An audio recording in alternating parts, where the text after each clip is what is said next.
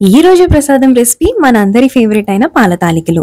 ముందుగా ఒక గిన్నెలో 1/2 లీటర్ పాలకి ఒక చిన్న కప్పుడు నీళ్లు యాడ్ చేసుకుని పాలు పొంగు వచ్చాక వేరే గిన్నెలోకి కొద్దిగా తీసుకొని ముందుగా నానబెట్టి ఉంచుకున్న సగ్గుబియ్యాన్ని వేసుకొని కలుపుకోవాలి.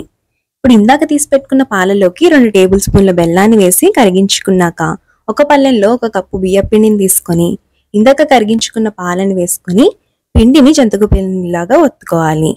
1 కప్పు బెల్లానికి కొద్దిగా నీళ్ళు యాడ్ చేసి కరిగించి పెట్టుకున్నాక ఈ విధంగా ట్రాన్స్పరెంట్ గా వస్తే సగ్గుబియ్యం ఉడికిపోయినట్టే. ఇందాక చేసి పెట్టుకున్న పిండిని ఈ విధంగా జంతికల గొట్టాల్లోంచి ఒత్తుకోవాలి.